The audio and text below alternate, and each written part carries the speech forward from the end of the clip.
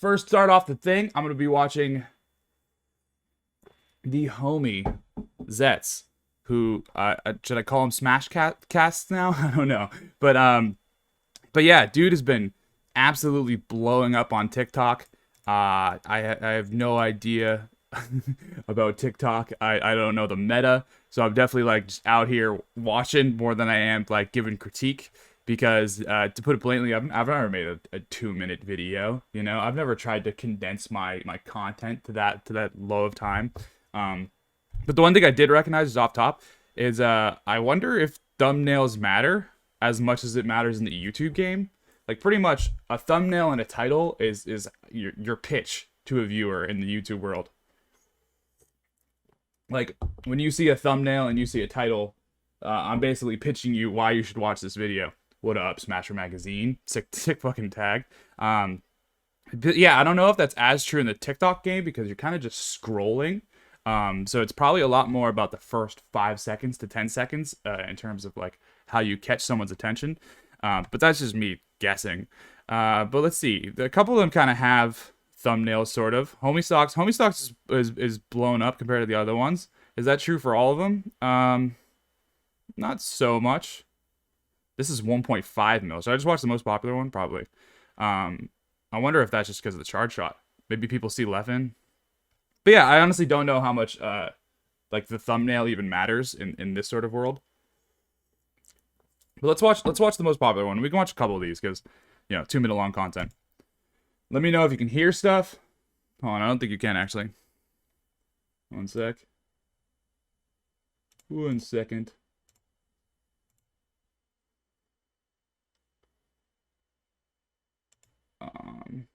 Maybe that? Can you hear stuff now? No. Why not? Oh, I know why.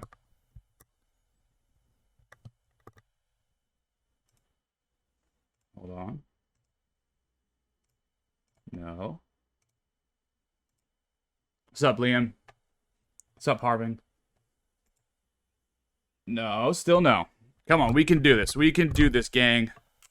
We can conquer my biggest demon, OBS. Alright, this is definitely gonna work, because I know. I know it's gonna work. That's the confidence you gotta have every time you release a video on Smash YouTube. Does it work now? What? Why? Why not? Why doesn't it work now? Oh. New development? Yeah, we did it. Pog and chat. Alright. How do you go back on a TikTok? You just don't? I don't know. Alright, I'm intimidated by this weird app. Alright, let's see. Greatest Samus player in the world actually quit playing her competitively years ago, despite... Can I pause? Cool. I'm all over the place, dude. I've never been on a fucking TikTok. Oh, Shik, thank you for the sub. Cheers. Clearly a new viewer in the chat. What is it? Eska, I think it is. Thank you for your subscription. Hi, Ryan. Alright, so it's about Plup, which, hey, I like Plup. I kind of play Samus because of Plup. Despite being 16th in the world in 2014, Plup switched Let me know how stuff sounds. Ever since. Soon enough, Plup started beating top players for the first time, but the night before top 8 of the year's biggest tournament, he somehow spilt beer on his controller. True. Forgot about that. Oh my god, I forgot about that. Yeah, he was freaking out on Twitter that day. Wow. I mean, I don't blame him, dude. You got into top 8, and then your controller just absolutely destroyed. And with Plup about to face the favorite to win the entire tournament, the Madman decided... I used to think Allston Melee had comedy background, maybe UCB students or former improv troupe. Then I saw them say skit instead of scratch on a Twitter and realized everything was a lie. Nothing actually exists. Yeah, we're just funny. Decided to go back to Samus for shits and gigs. It's winner take all. Wait, really? This is why you went Samus? Because his controller was fucked? I didn't know that. And I was following everything. Plup starts off strong with a grab and center, punishes Leffen's attempted jump to rack up so much damage. I remember this so bad. God, yeah. As the Samus player, it was like Leffen, I think at this point had adapted pretty well. He lost to Hugs that one time at HCC Throwdown. He lost to Duck, and everyone's like, oh my god, Leffen just gets owned by Samus players. And then I can't remember if this was like immediately before this, but I remember him like just shitting on the Samus players. And just like him, just like Leffen, I'm talking about, clearly having an understanding of how to play the matchup much more than he did when he lost to Hugs at HCC Throwdown. So if my timelines are correct, I'm pretty sure when this happened, I was like, oh, Pup's going to get owned because he's really good again. But I could be off. That could be after this happened, so. Now sending Leffen flying off stage, landing the missile to reject Leffen's recovery, and Leffen has no jump. All right, cool. This is what I want to talk about. This is this thing that I think Zets does that's super cool. I do play Samus, yeah. Samus. Not as much recently, just because it's hard to play floaty character on net play. Am I right, guys? But all right, something that I think Zets does is really cool is like all of a sudden he's commentating a match, and it's like really flawless.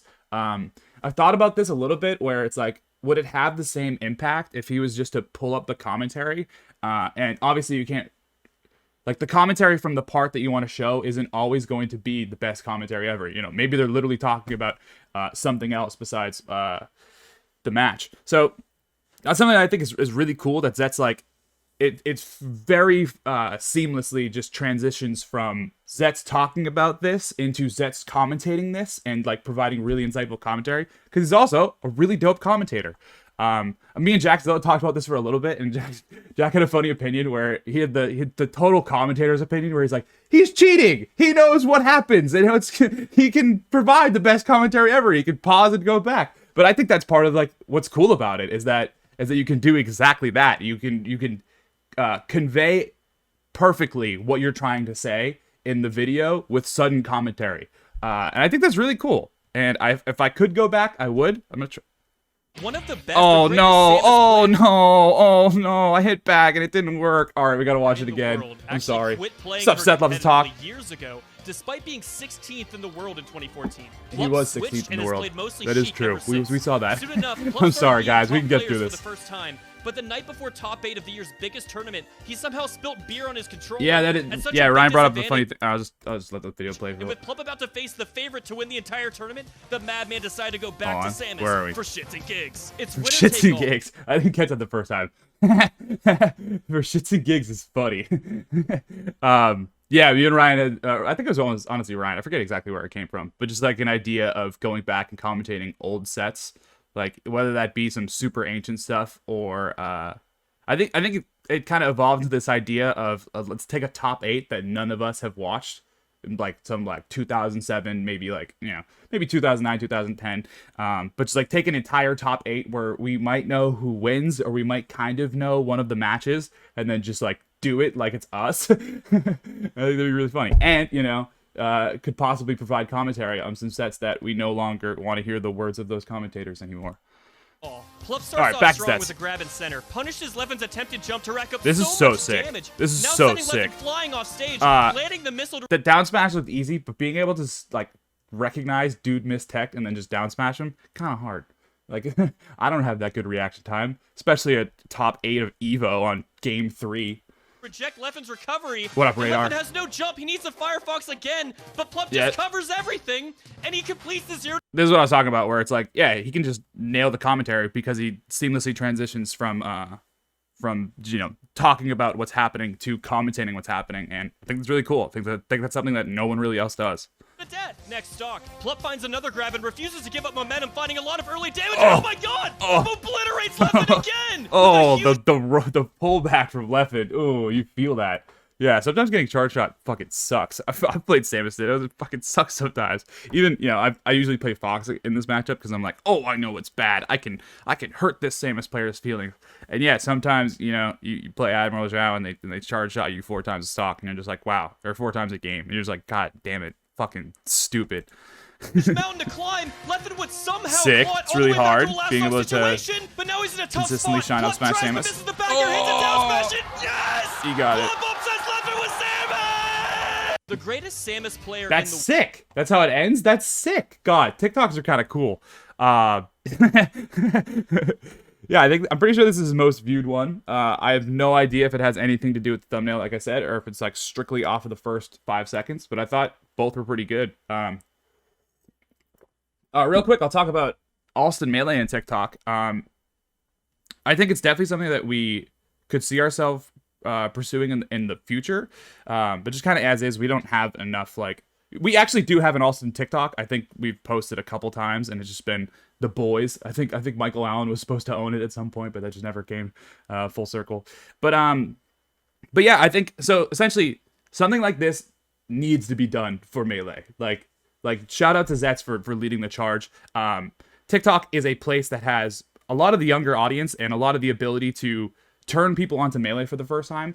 And the fact that Zets is doing this type of content on TikTok is perfect for it. Because like even if you were to do some like super in-depth analysis of the match, it might not be perfect for the TikTok audience in terms of like, you know, turning those into real viewers. So the fact that Zets can do this is awesome. And it's desperately needed in the Smash community.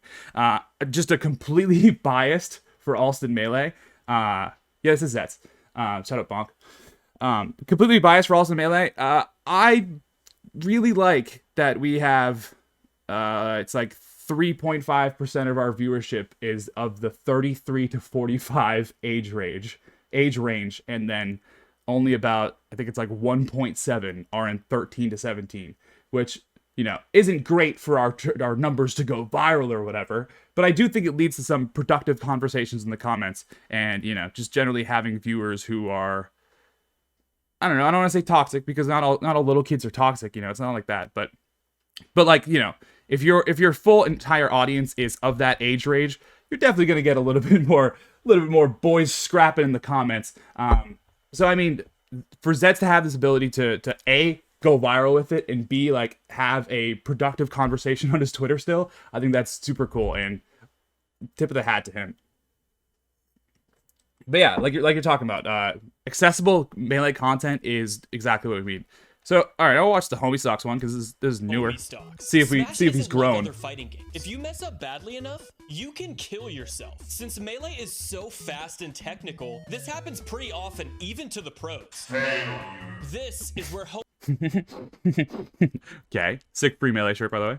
Stalking comes into play. To homie stalk is to kill yourself right after your opponent Agreed. SDs. Believe it or not, it's been a pretty contentious topic. Now that I'm watching this, the thing that I've seen is I don't know if they talk about the Mango axe set, but I know that was heavily, it's not determined off of the homie stock that Mango did, but definitely swung a certain way. Mango essentially homie stalked him, and then his axe went up to win the set.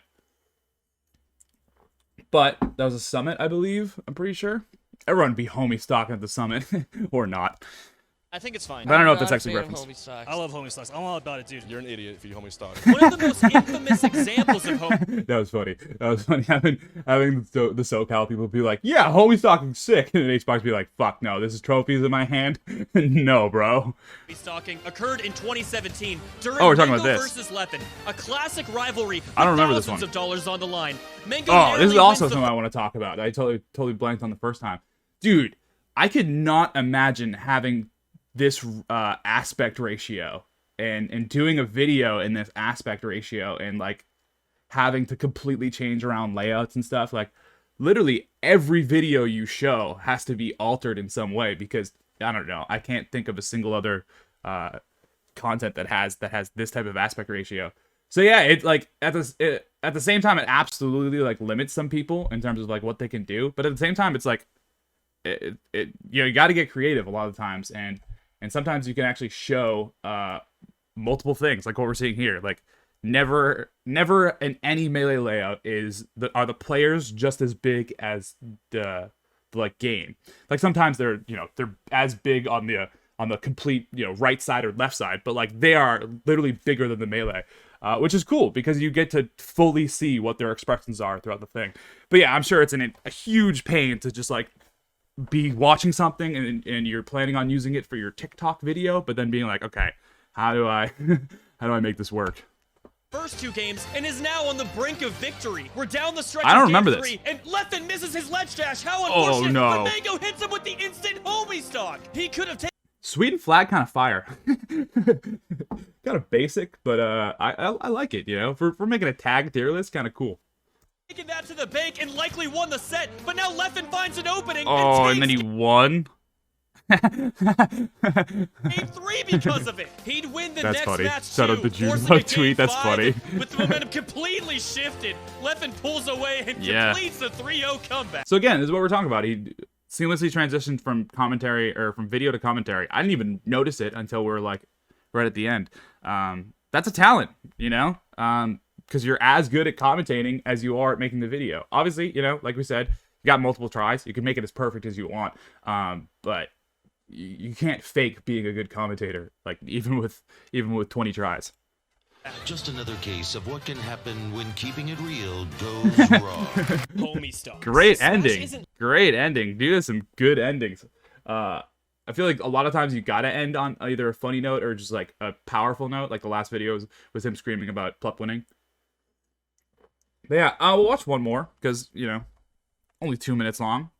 Let's watch his first one, right? Let's see how much he's learned from the first. J.K. Rowling. What is this? So my friend. Loud. It's loud. That's the first thing I recognize. It's very loud. Player who goes by Harry Pogger recently played an insane match against one of the greatest players of all time, Hungry Box. Oh, I can't go back on this fucking stupid app. Look at, whatever. I can't do it. Me and Hungerbox have the same microphone. He has the upgraded one, but I totally was like, I need a good USB microphone, and I was like, fuck it, I'll get advertised on, and all these Panda Global and Team Liquid people will buy the same mic as them because they sound good on their stream, so I might sound good on mine. Game 1. Harry's at a slight deficit, but he finds an opportunity and connects the up throw up air into an efficient kill. Later, holding on to his newfound lead and capitalizing on enough openings to shocking. Again, this is what I'm talking about. Like, we can clearly see Hungerbox just as much as the game. That's pretty cool. Obviously, you know, kind of sucks if you're the one having to figure that out. But yeah, super cool. And I think it just the weird aspect ratio does open the door for you to be creative in some senses. Take the first game, and here we see HBox taking off. Harry Potter beats him, right? Right? That's what happens? Or is it just a tight game? I can't remember. The hat, removing his limiter, trying to turn things around in Game 2. HBox sick. Did you make those Game 2 and Game 1s? Oh, what's up, Sets in the chat? Absolutely. Content bangs. Have to show love to anyone putting in work in the Melee content, but also gotta, like I said earlier, gotta tip the hat off to anyone who's making Melee content that's accessible and you know, pretty openly doing so. I think that's awesome. Converts this grab and sends Harry to the platform, launches him up and finishes him off with the rest. Later, he finds another grab to connect his second rest, just before finding 2 more to assertively take Game 2 and force a set deciding Game 3. Early on, I love the Game 3 smashes for a very aggressive rest at a disadvantage and whiffs, only to miss the same exact thing again down the stretch. It's Dude trying to call him out for not being perfect. And yes, is that Harry it? Pogger. That's how. Oh god, that's how he beat him. He was trying to rest the up throw and just be like, "You're a scrub, bro. you kind of deserve to lose, bro." I'm not gonna lie. Granted, he probably had some read. You know, he probably got maybe SDI'd out of a couple rests or out of a couple up throws, and maybe he was just like, you know, clearly off. But oh, geez, what a way to say all in. Just like, bro, you're scrub. I'm gonna rest you. I've played this game since fucking years, literally decade. Yeah. Beats the 3-time best player in the world. Takes it on the chin, though. HBox is like, fucking got me, bro. God damn it, Harry Poggers. You're going to become a household name now. Think possibly the single greatest win in Ohio Melee history. So, really? My friend. You're going to say that, Zets? You're going to say possibly the greatest Melee win in Ohio history? That's a little bold, right? Is it? Hold on. Let me check. Dreffin, SSBM. Is Dreffin, Ohio? Central Zets, what do you have to say for yourself? Aren't you friends with Dog? Aren't you friends with Dude? Look at this face. Look at this face. He's looking at you after you said that Harry Poggers was the best win in Ohio history. Look at this face. I don't know. I truly can't tell you. I know that Dreffin got into Summit that one time, and I'm pretty sure he made a TikTok about it. But I don't know. Just come on. Who else is from Ohio? Really? How many times has Dreffin beaten HBox on that play? Great point. Honestly, I cannot argue with that.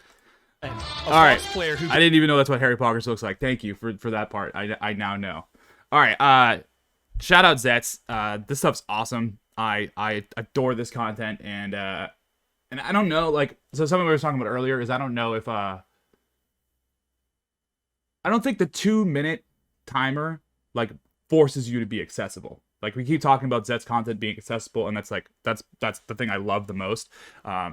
Also, I gotta say, the flawless transition from commentary, keep bringing that up. I think that's so cool. I'm gonna steal it. I'm gonna do it on Allston Melee video. We're gonna switch, and I don't have to talk 2007 Melee, and then I'm commentating 2000. No, I don't think I could pull it off.